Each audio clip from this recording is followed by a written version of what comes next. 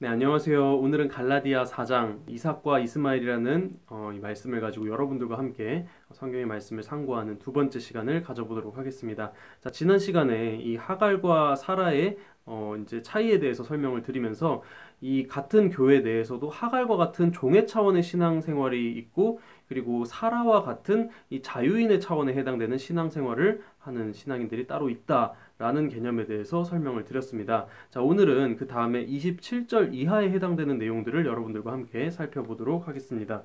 자, 27절에 보면 잉태치 못한 자여 즐거워하라, 구로치 못한 자여 소리질러 외치라, 이는 홀로 사는 자의 자녀가 남편 있는 자의 자녀보다 많음이라 하였으니 라고 설명을 하고 있죠. 그러니까 그 잉태치 못한 자, 그리고 구로치 못한 자는 사라의 그런 몇 년 동안 이제 자식이 없어서 힘들어하던 모습을 이렇게 비유적으로 표현을 하고 있죠. 그리고 홀로 사는 그 여자라고 표현하는 것은 이제 과부를 뜻하는 것인데, 예수님의 삶의 모습이 이러했다는 것입니다.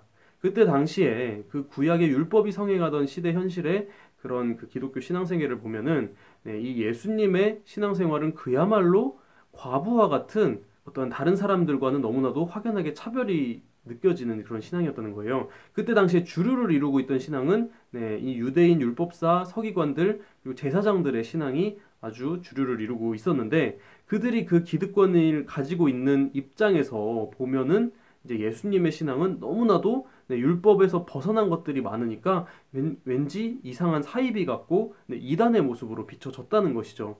그러니까 정작 그 하나님을 정말 유일한, 이 남편으로 섬기고 있는, 그런 신앙을 하는 사람이 예수님인데, 지난 시간에 뭐 사마리아 여인에서 남편을 5번 바꾼 여인에 대해서 말씀드리면서, 이 남편이 영적으로 풀이하면 이 섬기는 신 하나님을 뜻하는 것이다라고 말씀을 드린 바 있잖아요.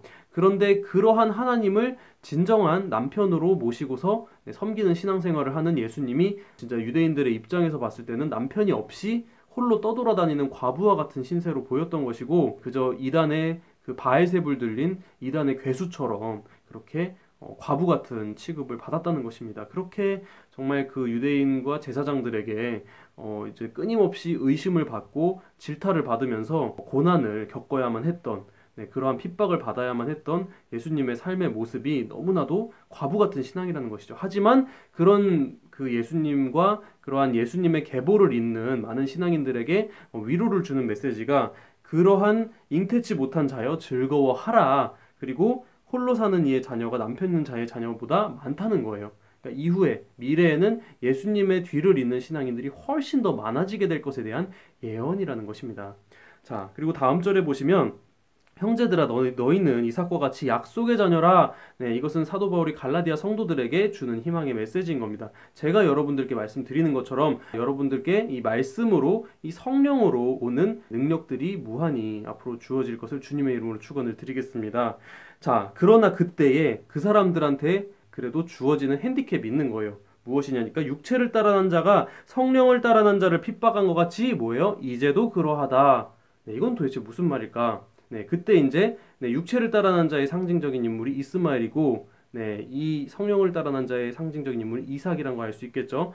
그때 언제 이스마엘이 이삭을 핍박할 때 같이, 그러니까 둘의 싸움이 어떠한 의미를 갖고 있는지 설명을 한 거예요. 이스마엘과 이삭은 나이 차이가 13살이 났죠. 이거 싸움이라고 볼 수도 없죠. 일방적인 그냥 학대죠. 자, 그런데 이 학대의 의미가 무엇이냐니까, 이것 또한 예언에 되어 있는 거라는 거예요.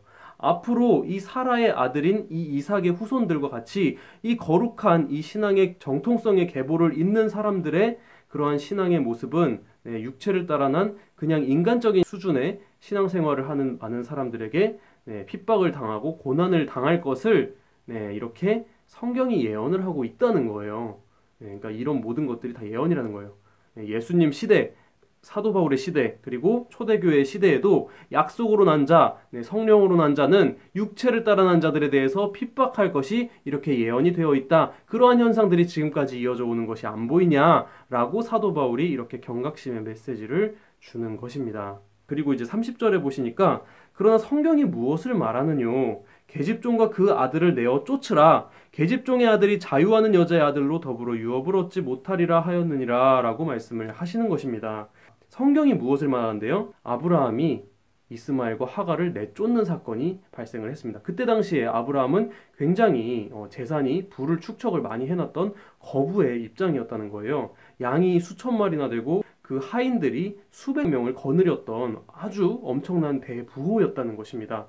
자, 그런데 아브라함은 굉장히 신실하고 착한 성품을 가진 사람이었죠. 아브라함의 그때까지 살아왔던 성품이나 성정을 보아서는 절대로 그 계집종인 하갈과 그리고 하갈의 자녀인 이스마엘을 내쫓는다는 것이 말도 안 되는 상황이었어요. 그런데 아브라함은 냉정하게 매몰차게 내쫓아 버린 것이죠. 땅 한 평도 주지 않고 집 한 칸 주지 않은 채 그저 물 한 푸대와 그리고 떡 한 조각을 달랑 쥐어주면서 그렇게 냉정하게 쫓아내었다는 것입니다. 과연 아브라함으로서 가능한 일이었을까요? 네, 이것 또한 아브라함 혼자의 개인의 일로 보는 것이 아니라 하나님의 뜻이 그 속에 담겨 있다는 것을 봐야 한다는 것입니다. 그 이유가 무엇이냐니까 여기에 나와 있는 거예요. 그 계집종의 아들이 자유하는 여자의 아들과 더불어 유업을 얻지 못하리라. 이러한 하나님의 말씀이 있었다는 것입니다. 그러니까 같은 교회 안에서도 이러한 하갈 차원의 이러한 율법에 갇혀 있는 신앙인의 수준과 그리고 사라와 같은 자유인의 수준의 신앙이 있는데 이 하갈 차원의 신앙을 하는 사람은 절대로 이 사라의 차원의 사람들을 이해하지도 못할 뿐더러 그들과 함께 하나님의 유업을 상속받을 수가 없는 존재라는 거예요. 그러니까 같이 지낼 때는 아무렇지 않게 그렇게 같이 지내다가도 마지막 심판의 역사가 이르면 이렇게 냉정하게 매몰차게 확연히 구분돼서 갈라질 것에 대한 그런 예언의 엄중한 메시지가 이 아브라함의 사건 가운데에 담겨 있다. 과연 너희들은 어느 편에 서서 어느 쪽의 신앙을 할 거냐라고 사도 바울이 질문을 하는 것입니다. 자, 그러니까 구약의 유대인들이 아무리 열심히 노력을 해도 그들이 섬기고 지키는 그 율법은 결국에는 종이 되기 위한 율법인데 뭐 그렇게 쎄빠지게 노력을 하냐. 너희들 끝까지 너의 방식을 그 고집을 안 꺾고 새로운 신앙으로 바꾸지 않을 것이냐. 너희들 끝까지 종으로 남아 있을래? 하고 이렇게 경각심을 주는 메시지를 이렇게 날리고 있다는 것입니다. 성경의 역사를 쭉 전개하는 그 과정의 흐름을 보면 이 하나님께서는 어떠한 일정한 의도를 가지고 이런 아브라함의 사건과 이런 아브라함의 일가의 사건을 설정해 놨다는 것을 알 수가 있는 것입니다. 이것이 바로 예언의 기법이고 이것을 통해서 이 전체 역사가 어떠한 상징성을 가지고 있는지를 하나님께서는 설명을 하고 있다는 것입니다. 그러니까 하나님께서는 영원한 그 규례를 영원한 규칙을 사람들에게 알려주는 것인데 그 영원한 규칙이 어떻게 어떠한 성격을 가질 것인지에 대해서 사람들이 이해하기 쉽게 그 이해를 돕는 방편으로 이 아브라함의 이 이야기를 설정으로 이렇게 심어 두셨다는 것이죠. 그러니까 이 이삭이라는 인물이 가지고 있는 상징성은 이 앞으로 2000년 후에 오실 이 메시아 예수님에 대한 그 예표를 이렇게 보여주는 인물이었다라고 볼 수가 있는 거예요. 모리아산에 이삭이 제물로 드려질 뻔한 사건은 앞으로 2000년 후에 예수님께서 그 자리에 십자가를 지고 돌아가실 것에 대한 그 예수님의 죽음과 그 희생이 상징적으로 그렇게 들어있다. 예수님의 죽음을 암시하는 그런 사건이었다는 것을 알 수가 있는 것이죠. 그와 같이 이 이스마엘이라는 인물은 아브라함 때부터 예수님께서 오시기 전에 구약의 2000년 정도의 율법 시대의 기간을 상징하는 상징성을 담고 있는 인물이었고 이삭은 앞으로 2000년 후에 예수님으로부터 시작하는 새로운 복음주의 시대가 도래할 것에 대한 그 시대를 상징하는 인물이었다는 것을 알 수가 있는 것입니다.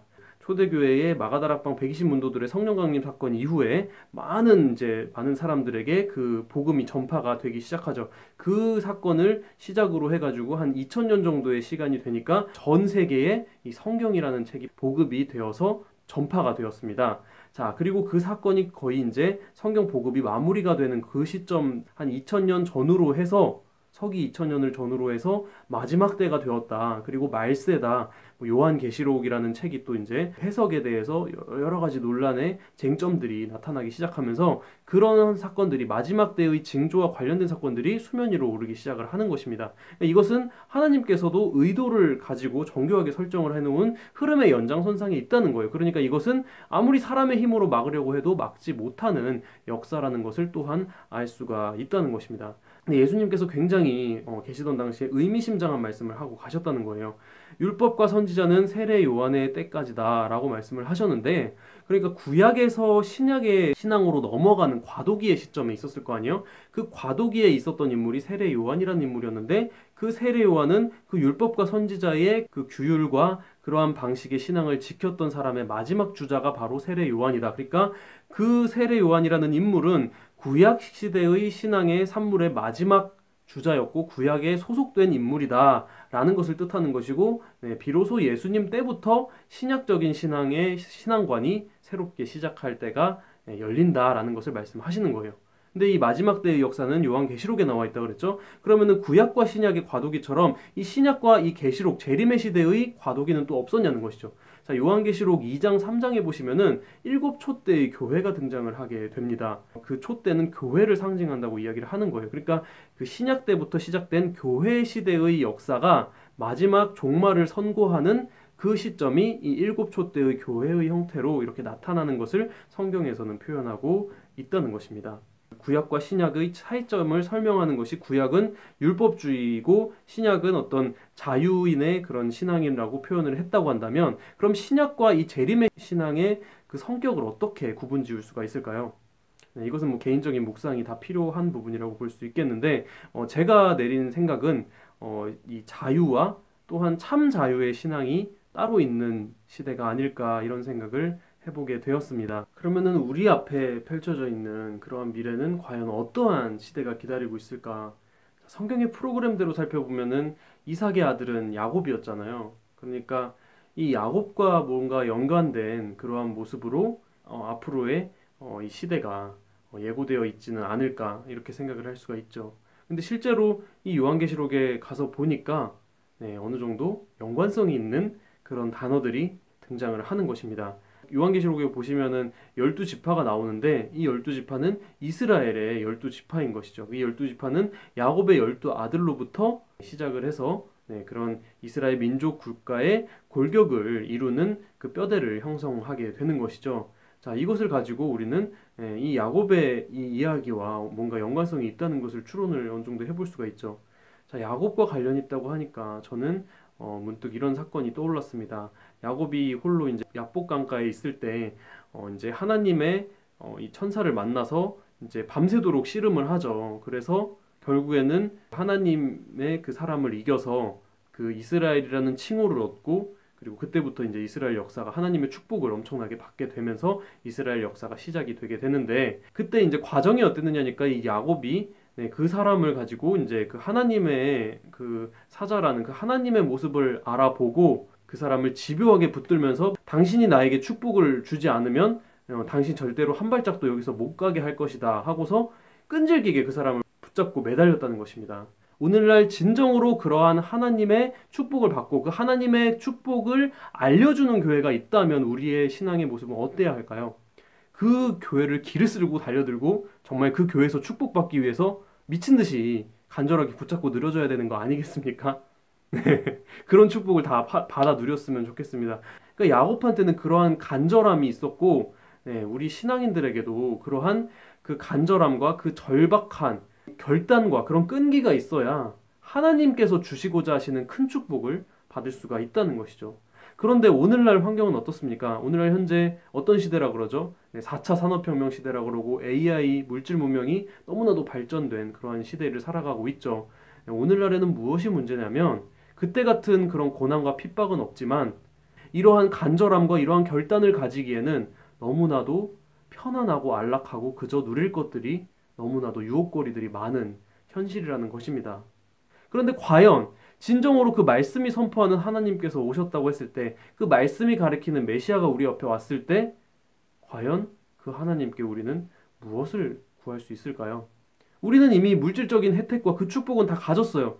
우리가 도대체 구할 게 뭐냐는 거죠. 우리가 구해야 할 진정한 정신적인 가치가 있는데 그것을 너무나도 놓치고 산다는 것입니다. 그저 눈에 보여지는 눈앞의 급급한 현실에만 코가 박혀서 그 이외의 것은 보이지가 않는다는 거예요. 우리가 사람끼리 대화를 하는데도 소통이 잘 되던가요? 사람과 사람 사이에서도 소통이 너무 어려워요. 왜냐? 나의 입장과 상대방의 입장이 따로 있기 때문에 개개인의 관점과 안목에만 사로잡혀서 절대로 남의 입장과 이해관계적인 부분을 헤아릴 수가 없는 그러한 좁은 시야와 좁은 심성을 가지고 있다는 것입니다.